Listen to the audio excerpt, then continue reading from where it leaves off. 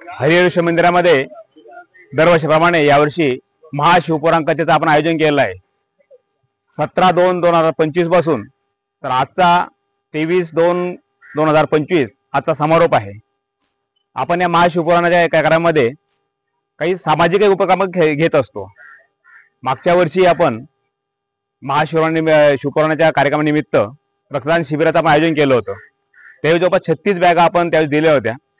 याचा उद्देश असा असतो की आपण ज्ञानदान देत असताना आपण सामाजिक कार्यामध्ये आपण काहीतरी योगदान, आपण मंदिरांचं आपलं योगदान असावं या उद्देशाने आपण तिसऱ्या वर्षी आपल्या संस्थांतर्फे आपल्या गावात जे एक ग्रंथालय चालतं मुलांसाठी शैक्षणिक याच्यामधून किंवा ज्या मुलांना UPSC MPSC परीक्षा द्यायच्या असतात याचं एक ग्रंथालय आपण गावात चालू केलं आहे।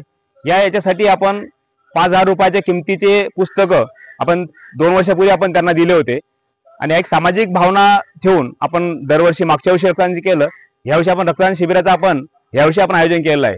आता 10 वाजेपासून सुरुवात झालेली आहे आणि सुरुवात खूप चांगल्यापर्यंत झाली आहे। तर आपण 10 ते 1 वाजेपर्यंत आपण याचं आपण हे करणार आहोत, संकलन करणार आहोत। त्यामुळे ज्यांना रक्तदान द्यायचं असेल आपण हे रक्तदान शिबिर छत्रपती शिवाजी महाराजांच्या आपण रक्तदान द्यावं अशी मी सर्वांना विनंती करतो। की आता आपण जे रक्तदान शिबिर सुरू केलेलं आहे याच्या संख्येने सर्वांनी येऊन रक्तदान करावं असं मी सर्वांना ग्रामस्थांना आणि ग्राहकांना आवाहन करतो। इकडे घेऊन मागचे बसे। हा भाऊ सुरू झालं।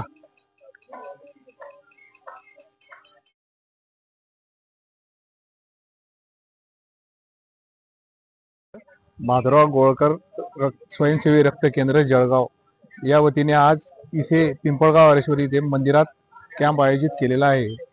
हा कॅम्प उदार रक्तदात्यांनी आणि सेवाभावी संस्थांनी आयोजित केलेला आहे। रक्तदान का करावं आपला प्रश्न आहे।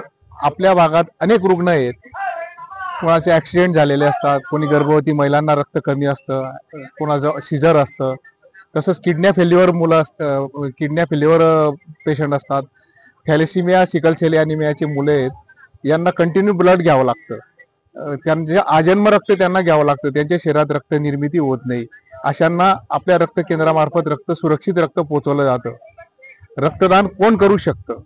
18 ते 60 वयोगटापर्यंत आपण रक्तदान देऊ शकतो। ज्याचं हिमोग्लोबिन 12.5 आहे, ज्यांना वर्षभरात काही मलेरिया, टायफॉइड, कावीळ अन्य व्याधीची बाधा झालेली नाहीये असे रक्तदाते रक्तदान देऊ शकतात। रक्तदानामुळे आपल्या शरीराचं कोलेस्टेरॉल मेंटेन राहतं, वजन मेंटेन राहतं आणि एक आपल्याला मानसिक समाधान असतं की आपण रक्तदान दिल्याने एकाचा प्राण वाचतोय। रक्ताचे अनेक घटक विभक्त केले जातात, त्यापैकी प्लाझ्मा, प्लेटलेट आणि पॅक्सेल, त्याला आपण RBC म्हणतो। ज्याचं हिमोग्लोबिन कमी असतं त्याला RBC दिल्या जातात। ज्यांना डेंग्यू, मलेरिया वगैरे अशा काही बाधा झालेल्या असतात त्यांना प्लेटलेट दिलं जातं आणि प्लाझ्मा, ज्यांचं अनकंट्रोल ब्लिडिंग असतं त्यांना प्लाझ्मा दिला जातो। बर्न पेशंटला वगैरे प्लाझ्मा पुरवला जातो। असे रक्ताचे गैरसमज आहे की महिला रक्तदान करू शकत नाही, त्याच्यावर तुमचं काय म्हणणं? महिला रक्तदान करू शकतात। ज्या महिलांचं हिमोग्लोबिन 12.5च्या पुढे आहे, वजन व्यवस्थित आहे, पण कोणत्या महिला आईवडील असतात की ज्यांना मासिक धर्म सुरू असतो त्या पिरियडमध्ये आपण घेत नाही। गर्भवती महिलांचं आपण रक्तदान घेत नाही। लॅक्टेटिंग महिला, ज्या बाळाला अंगावर दूध पाजतात त्या महिलांचं पण आपण रक्तदान स्वीकारत नाही। महिलांमध्ये हिमोग्लोबिनचं प्रमाण बऱ्यापैकी कमी असतं म्हणून आपण त्या महिलांना अवॉइड करतो। पण आपल्या रक्त केंद्रात मार्फत अनेक महिला रक्त केंद्रात येऊन रक्तदान देतात। कॅम्पमध्ये पण अनेक महिलांनी रक्तदान दिलेलं आहे। त्यांची मानसिक तयारी असेल तर हो घेऊ शकतो। हरेश्वराच्या मंदिरावर आले तुम्ही, कसा रिस्पॉन्स भेटला? एकदम छान उत्स्फूर्त प्रतिसाद आपण देत आहात।